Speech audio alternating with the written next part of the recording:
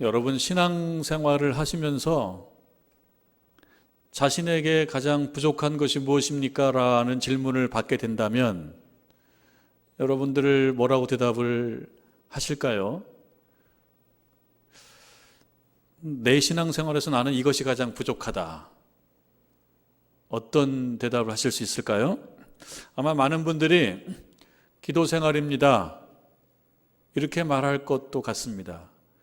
왜냐하면 기도생활은 자기가 결심해서 자기 스스로 능동적으로 자기 결단을 하고 그렇게 하지 않으면 안 되는 거거든요. 누군가 대신해 줄 수 없는 겁니다. 내가 반드시 해야지 되는 것이 기도입니다. 그래서 내 생활 중에 기도 생활이 많이 부족합니다. 이렇게 대답을 하실 수도 있겠다. 그런 생각이 듭니다. 여러분, 공적 기도의 자리이든 혹은 개인적인 기도의 자리이든 고정적인 어떤 공간이든 또는 걷거나 버스를 타거나 지하철을 타거나 이렇게 이동 중이거든 혹은 잠자기 전이든 혹은 아침에 깨어난 시간이든 그런 그 시간들을 통해서 우리 하나님께 기도하는 생활을 여러분 이어가셔야 됩니다. 그것이 신앙생활에 있어서 매우 중요한 것입니다. 하나님께 자신의 모습을 아뢰고 점검을 받고 또 하나님께 기도하고 그 기도 응답을 또 확신하고 이렇게 나아갈 때 우리 신앙이 잘 유지가 될 수 있지, 그렇지 않으면 우리 신앙이 잘 유지가 될 수가 없습니다. 한편 기도 중에서도 중보기도는 보다 어려울 수가 있다, 그런 생각이 듭니다. 중보기도는 나를 위해서 기도하는 것이 아니고 누군가를 위해서 기도하는 겁니다. 근데 내가 누군가를 위해서 기도한다면 그 누군가에 대한 관심 없이 기도할 수가 없습니다. 근데 그 관심은 뭡니까? 긍휼히 여기는 마음. 긍휼히 여기는 마음이 없이 누군가를 위해서 기도할 수가 없어요. 중보기도할 수가 없어요. 다른 사람을 위한 사랑, 긍휼히 여기는 마음, 이것이 있을 때 중보기도 할 수가 있고, 우리 예수님께서 이 땅에 오셔서 실천하시고 우리들에게 보여주셨던 그 교훈이 바로 긍휼히 여기는 마음이었습니다. 긍휼히 여기는 마음을 가져라. 그것이 율법의 완성이다. 그것입니다. 하나님을 사랑하고 이웃을 사랑하는 것, 이웃을 사랑한다라고 하는 것은 무엇입니까? 긍휼히 여기는 마음이에요. 그러니까 나 자신을 위해서만 관심을 갖는 게 아니라 누군가를 위하여 긍휼히 여기는 마음이 있게 되는 것을 우리 하나님께서는 우리들에게 원하신다.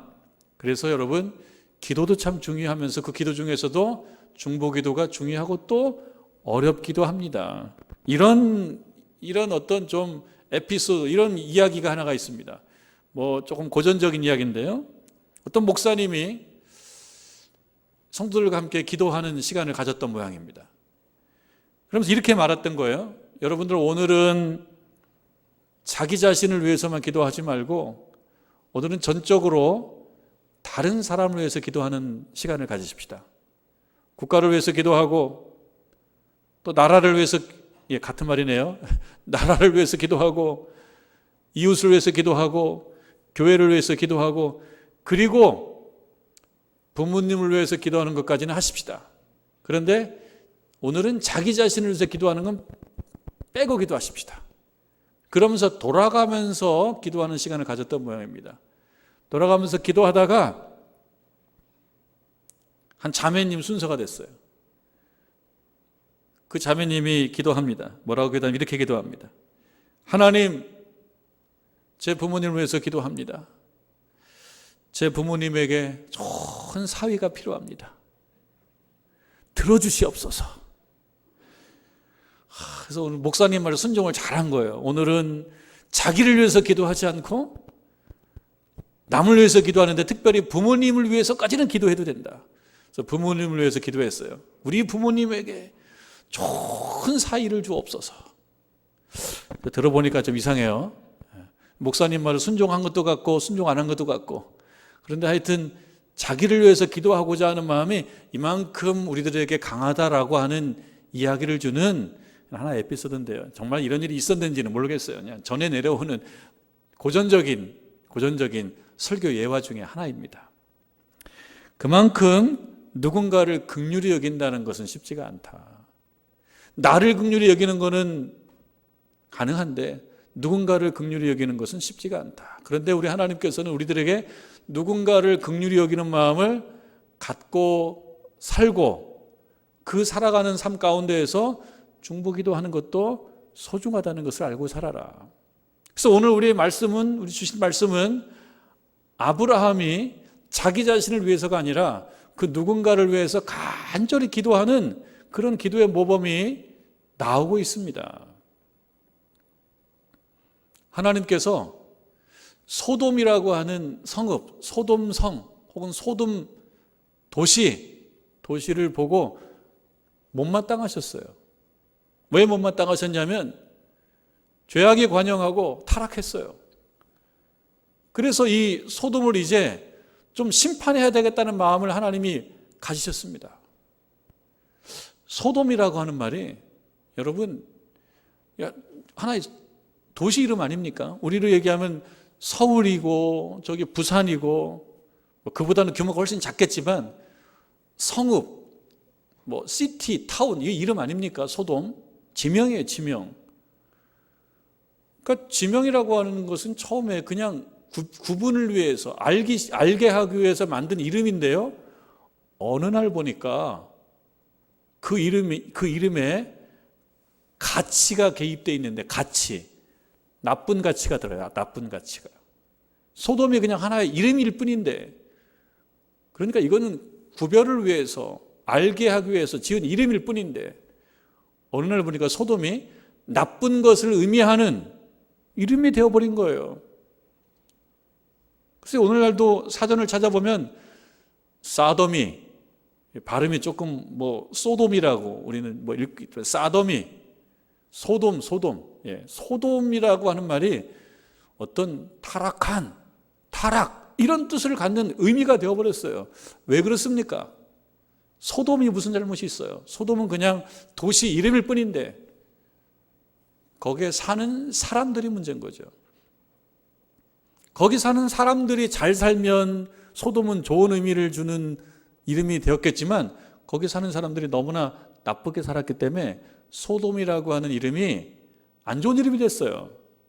소돔이, 사도마이 이런 말이 사전을 찾아보면 아주 나쁜 뜻이 되었습니다. 그냥 이름인데요. 그렇게 보면요, 우리가 어떻게 살아가느냐에 따라서 나와 밀접하게 관련 있는 그 이름의 뜻도 바뀌는구나, 그런 생각을 해볼 수가 있습니다. 여러분 각자 이름 있죠. 우리의 이름 나를 부르고 나를 대신한 어떤 것이에요. 그 이름은 내가 없으면 이름도 없어요. 근데 그 이름의 의미가 세월 지나면 이름의 의미가 붙습니다. 거기에 가치가 들어갑니다. 어떤 사람이 그 이름을 갖고 잘 살면 그 이름이 빛나는 이름이 되고 그 이름을 갖고 못 살면 그 이름은 나쁜 이름이 됩니다. 예? 우리들에게 있어서는 북한의 독재자 김일성, 김정은 하면은 조금 눈살을 찌푸는 이름이 되어버렸어요. 그래서 오늘날 대한민국에도 그 이름을 갖고 있는 분들이 있거든요. 예? 제가 알고 있는 분 중에 김정일 목사님도 있어요. 상당히 똑똑한 분인데 이름 때문에 조금 불만스러워요. 예, 이름 때문에. 저희 아들 이름을 김정인이라고 지었는데 나한테 불만이에요. 왜 이름을 이렇게 졌냐고. 김정은하고 닮았다고.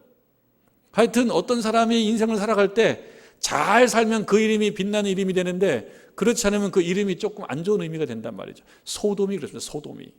왜? 거기 사는 사람들 때문에. 그래서 하나님께서 그 소돔을 심판하셔야 되겠다, 이렇게 마음을 먹으셨습니다. 그리고 오늘 말씀에 보면 세 사람으로 나와 있어요. 세 명의 사람. 근데 그렇게 표현이 된 겁니다. 아브라함의 눈에 비친 모습은 세 명의 사람이었는데 그 세 명의 사람은 하나님과 두 천사였어요. 그러니까 아브라함의 눈에, 사람의 눈에 비친 모습으로 그렇게 나옵니다. 오늘 우리가 읽은 말씀 22절에 보면 그 이야기의 연속인데요. 그 사람들이 거기서 떠나, 여기서 거기라고 하는 것은 아브라함이 살고 있는 곳이에요. 예? 헤브론 그쪽입니다. 여기서 그 사람들은 19장의 1절에 저녁 때에 그 두 천사가 이렇게 되어 있는 같은 동일한 인물입니다. 19장 1절에는 두 천사로 나와 있고요. 18장 22절에는 그 사람들이 거기서 떠나 소돔으로 향하여 가고, 그래서 소돔에 도착한 사람이 그들이지 않습니까? 19장에 가면 두 천사로 나옵니다. 그런데 우리 하나님께서는 아브라함과 같이 있는 것으로 그렇게 묘사가 되고 있습니다. 그러니까 아브라함은 하나님 앞에 있는 거예요. 하나님께서 아브라함에게 뭐라고 얘기하냐면요, 17절 읽지는 않았어요. 우리가 읽지 않은 18장 17절에 보면 여호와께서 이르시되 내가 하려는 것을 아브라함에게 숨기겠느냐. 내가 하려는 것, 그러니까 하나님께서 하시려는 것이 있었습니다. 이건 뭡니까? 타락한 자들을 향한 공의의 하나님으로서 그 공의의 실천입니다. 그건 심판이에요. 근데 거기가 어디냐? 소돔이에요. 소돔에 누가 살고 있냐? 롯이 살고 있어요. 그러니까 이 일은 이 아브라함 자신의 일은 아니지만 아브라함에게 관심이 있는 지역입니다. 거기 롯이 있고요. 그리고 자신이 살고 있는 지역과 그리 멀리 떨어져 있지 않은 지역이기 때문에 아브라함에게도 머릿속에 있는 지역이 바로 소돔이었습니다. 그런데 소돔을 심판하시겠다라고 하나님의 뜻을 아브라함이 알게 되었습니다. 그러한 어쩜 불행한 일이 벌어질 텐데 그 사실을 아브라함이 알게 되고 난 이후에 아브라함은 어떤 모습을 보였냐? 23절인데요. 23절. 아브라함이 가까이 나아갔어요. 그럼 가까이라고 하는 것은 무엇입니까? 어느 지점, 대상, 목표가 있죠? 어디와 가까워졌다는 거예요? 하나님과 가까이. 그러니까 하나님 앞에 주께로 가까이 나아갔습니다. 그리고 이르되 주께서 의인을 악인과 함께 멸하려 하시나이까? 이렇게 아뢰입니다. 어디서요? 하나님 앞에서. 하나님 앞에 가까이 나아가서 뭐라고 아뢰는 것, 기도이죠. 기도. 여러분, 우리가 하나님께 가까이 나아가야 됩니다. 공간적으로 교회에 나오신 것도 하나님께 가까이 나오신 겁니다. 그러나 여러분들이 사는 하루하루의 일상 속에서 우리 하나님을 생각하며 하나님을 묵상하며 그 앞에 나아가는 것, 그것이 하나님께 가까이 가는 것이고요. 그것이 곧 기도하는 거예요. 그리고 기도는 신자들에게 있어서 그 신앙생활에 매우 중요한 요소이기 때문에 여러분들이 기도하는 그 삶을 멈추지 않고 나아가야 된다. 가까이 나아가서 주님께 말합니다. 의인을 악인과 함께 멸하려 하시나이까?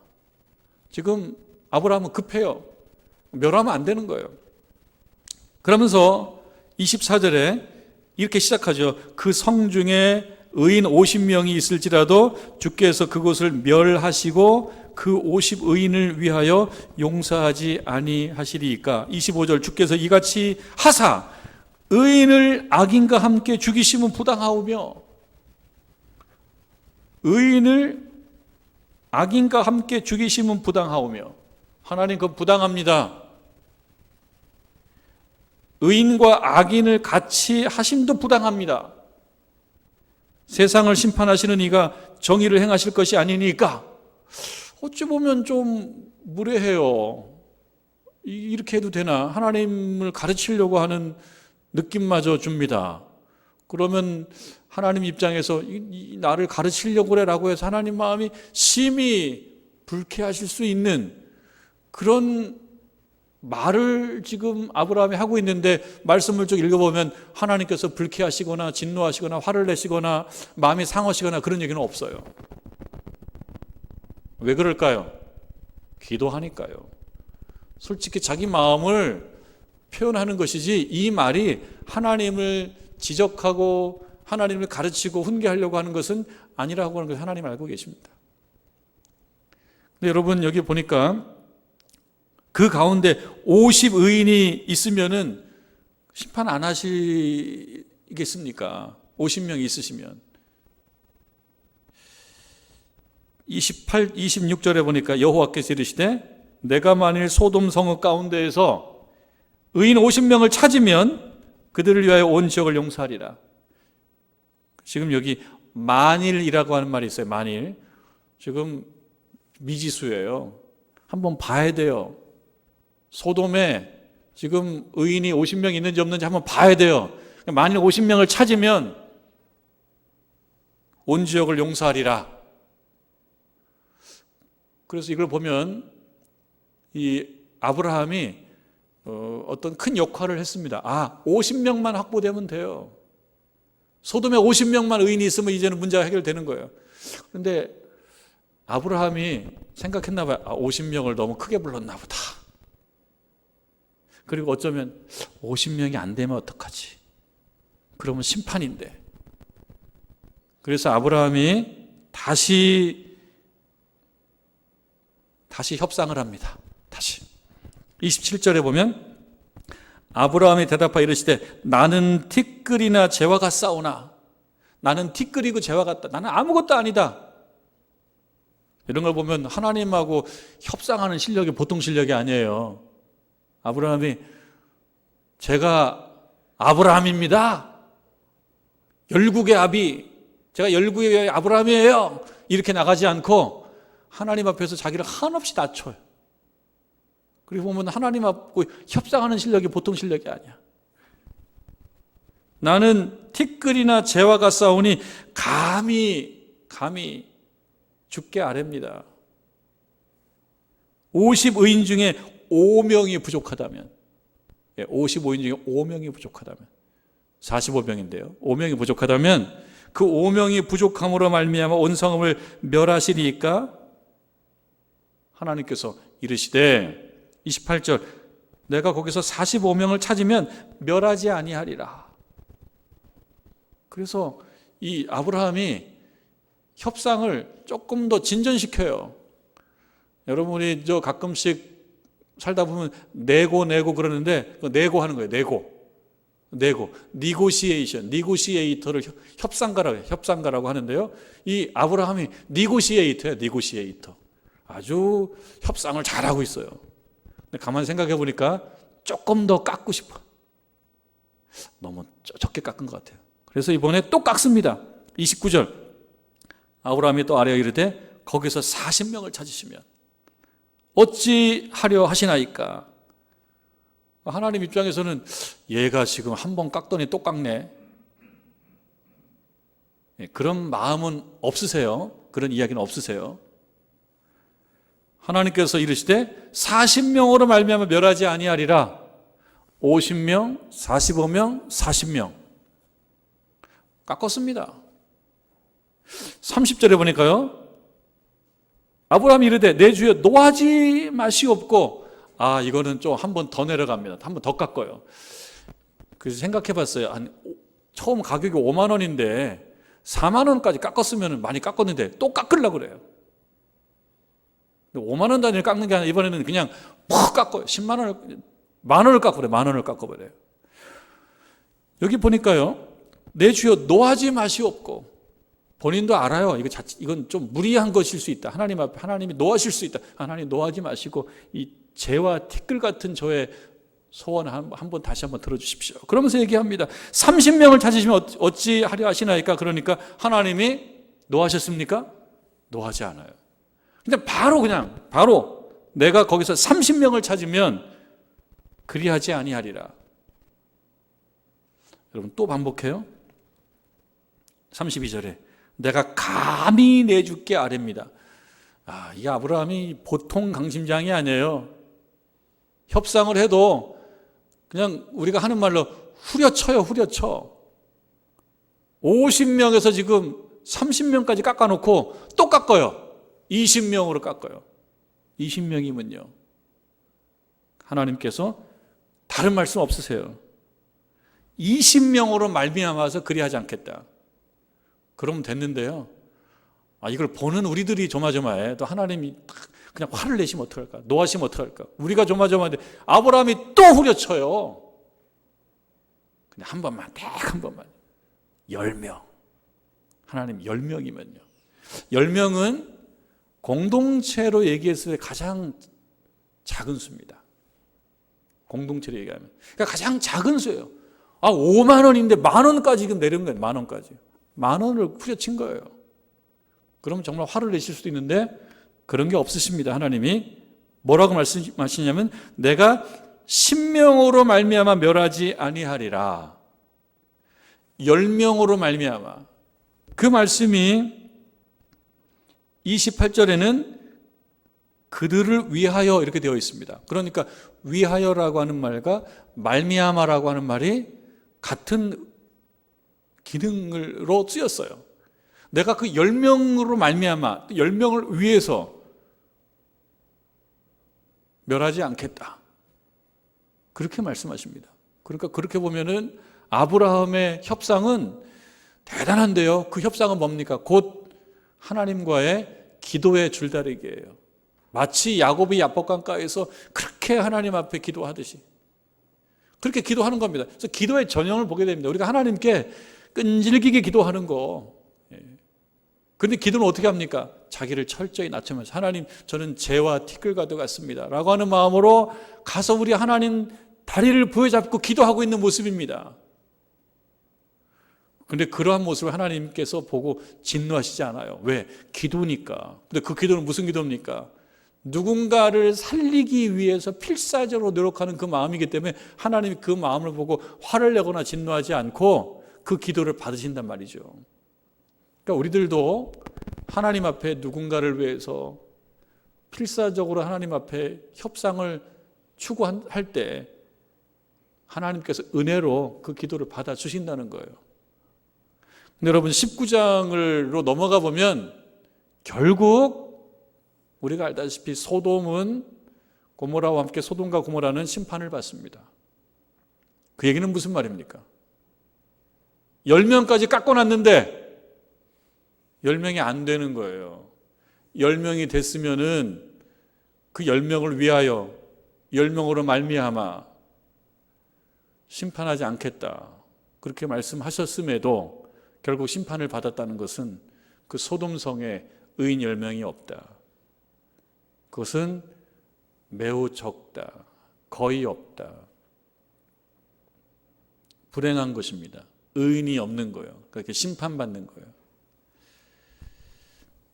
1800년대 초반에 태어난 독일의 화학자 유스투스 폰 리비히라고 하는 학자가 있었답니다. 근데 이분이 발견한 하나의 법칙인데 오늘날 일반적으로 많이 쓰이는 법칙이 있어요. Law of the Minimum이라고 해가지고요. 최소량의 법칙이래요. 최소량의 법칙. 이것은 나무라든지 식물들에게 해당되는 거예요. 식물들을 봤을 때 식물이 어떻게 하면 잘 클 수 있느냐.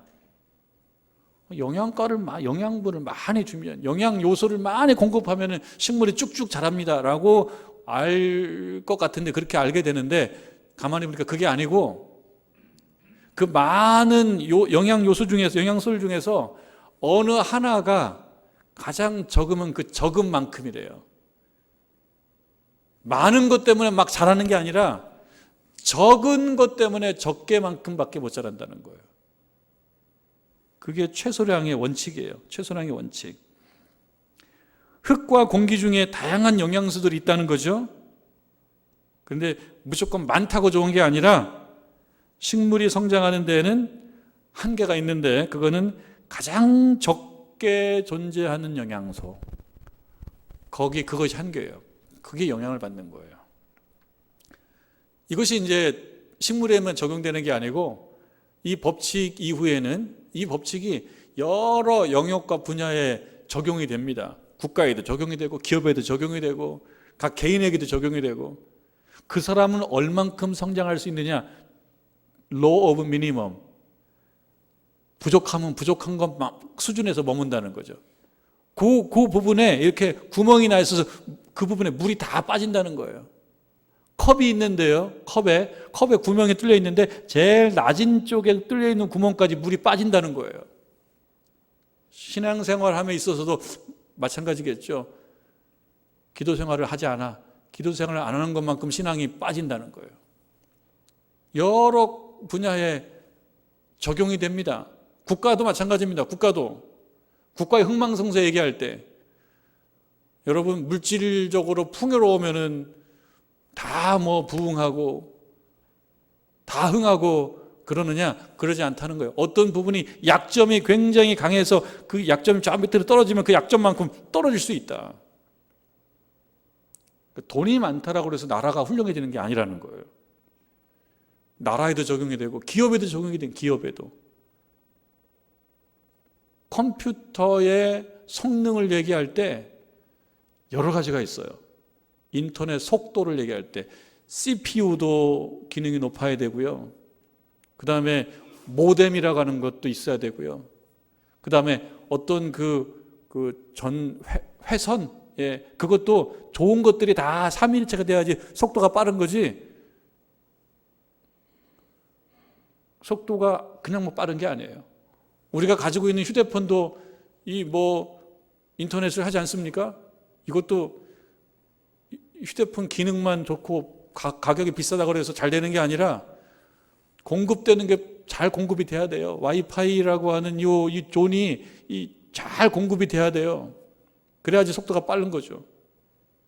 그런데 하나님 앞에서 영적 공동체의 존망의 결정적 요소는 무엇이냐? 의라는 거지. 의인이라고 하는 거죠. 소돔의 이 최소치가 뭐냐? 의인이 10명. 그 의라고 하는 것이 밑으로 쭉 떨어진 거예요. 밑으로 쭉 떨어지니까 결국 망하는 거예요. 한계치를 10명으로 정해놨는데 그 10명 밑으로 떨어져 버린 거예요. 10명까지는 생존해요. 10명 밑으로 떨어지니까 그냥 하나님의 심판을 받고 말아버리는 것이죠. 그렇기 때문에 영적 공동체 구성원들로서 우리들은 뭐에 관심을 가져야 되느냐? 이 최소치 그 이상으로 유지해야 된다. 무엇을? 의를. 그러면 우리 교회도 의의 수치를 최소치 10명 이상 유지해야 되고 그래야지 생존할 수 있는 거고 국가도 마찬가지죠. 국가의 의인도 10명 이상을 유지해야 되는데 10명이 안 된다. 그럼 어떻게 됩니까? 일단 내 자신이 의인이 돼야 돼요. 그래야지 한 명 채우죠. 내 자신이 의인이 돼야 되고요. 그리고 여러분들이 한두 명씩을 책임져야 돼요. 한두 명씩 의인을 책임져서 10명 이상을 채워야 된단 말이죠. 그러면 의인은 뭐냐? 의인은 불의하지 않은 사람이 의인이죠. 그런데 성경에서 얘기하는 의인은 무엇이냐? 우리가 이 땅에 살면서 사회의 법과 규범을 잘 지키는 사람도 의인입니다. 의로운 거예요. 틀림이 없어요. 그런데 똑똑한 사람들이 나쁜 마음을 먹으면요, 법에는 구멍이 많은 모양이에요. 법 사이로 막가. 들어보셨어요? 법 사이로 막가는 거예요. 법 사이로 막가. 법에는 이 허점과 구멍들이 있어서 머리가 좋으면 좋을수록 또 그 머리가 좋은 사람이 나쁜 마음을 먹으면 분명히 잘못인데 이 법의 어떤 레이더에 안 걸리도록 허점이 많아요. 우리들의 법과 규범. 그러니까 법과 규범만 지킨다고 해서 의인이 아니에요. 하나님 앞에서는. 그럼 뭐냐? 창세기 15장 6절에 의하면 이렇게 나옵니다. 아브라함이 여호와를 믿으니 여호와께서 그의 의를 여기셨다. 아브라함의 의는 무엇이냐? 아브라함이 여호와를 믿으니까 아브라함이 의인이 되었다. 그러니까 우리들이 의인이 되려고 하면 다 뭐 해야 되느냐? 하나님을 믿어야 되는 거죠. 아유, 하나님 저 믿습니다. 하나님 믿는다고요. 그런데 소돔에는 그렇게 믿는 사람이 10명이 안 됐어요. 그러니까 믿는 게 쉬우면서도 쉬운 게 아닌 겁니다. 여러분, 아브라함이 여호와를 믿어서 하나님께서 그 일을 그의 의로 여기셨듯이 여러분들께서 하나님을 잘 믿으셔서 그 믿는 모습으로 하나님께서 의로 여겨주시기를 주님의 이름으로 축원합니다. 잘 믿기를 바랍니다. 잘 믿기를 바랍니다. 역사 얘기할 때 아놀드 토인비 얘기를 많이 합니다. 도전과 응전, 도전이 있고 응전이 있고 그것이 효과적으로 이루어졌을 때 역사가 발전한다. 토인비의 이야기예요. 도전이라고 하는 것은 뭔가 어려운 상황이에요. 사실 지금 코로나 상황이요, 이게 도전이죠. 요즘에는 배달업체가 흥한데요. 코로나 상황이라고 하는 도전에 배달의 민족이 응전을 착한 거예요. 하여튼 그런 겁니다.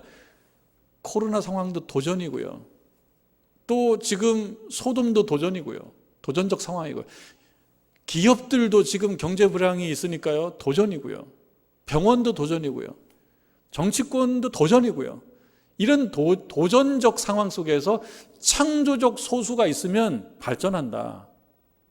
근데 창조적 소수가 없고 지배적 소수만 존재하면 그 도전적 상황에서 망한다. 그게 이제 토인비의 얘기예요. 창조적 소수는 기존의 문명에 도전하고 응전하는 사람들이래요. 그런데 이 지배적 소수는 뭐냐면 자신의 문명에 안주하고 자기 우상화에 빠지는 거예요. 지배적 소수죠. 그럼 지배적 소수, 자기 우상화에 빠진 사람들 주변에는 누가 있냐면 간신들이 있어요. 간신들, 역사적으로 간신들이 있었단 말이죠. 간신을 많이 양산하는 시스템은 망하는 시스템이다. 그러니까 대한민국도 안 망하려고 그러면 간신을 만들지 말아야 되는데요. 지배적 소수가 군림하면 간신이 만들어져요. 창조적 소수가 있어야 되는데. 그런 의미에서 우리가 기도해야 될 거죠. 대한민국을 위해서. 하나님, 이 나라에 지배적 소수가 아니라 창조적 소수가 있게 해 주옵소서. 영적 공동체로 들어오게 되면 이 창조적 소수는 누구냐? 의인입니다. 근데 그 의인은 누구냐? 하나님을 믿는 자가 의인이에요. 하나님을 잘 믿는 자가 창조적 소수고요. 하나님을 믿는 그 창조적 소수가 있을 때 그 공동체가 심판받지 않고 하나님께 복을 받을 수 있다는 것입니다. 그것이 오늘 우리에게 주는 교훈입니다. 그 신명 안에 우리가 들어가야 되고 그 신명 이상을 만들기 위해서 한두 사람씩 감당해야 되는 거예요. 그래서 정릉제일교회가 창조적 소수를 중심으로 한 영적 신앙 공동체가 되어야 되는 것입니다. 그리고 이 나라도 정말 창조적 소수로 잘 운영되는 복된 나라가 되어야 되는 것입니다. 그러기 위해서 아브라함이 하나님께 가까이 나아가서 하나님 다리를 붙잡고 기도하고 어쩌면 무례하게 보일 만큼 50명, 45명, 40명, 30명, 20명, 10명까지 그렇게 간절하게 기도했던 것처럼 여러분들께서도 간절히 기도하며 우리 하나님과 동행하는 저와 여러분 되기를 주님의 이름으로 축원합니다.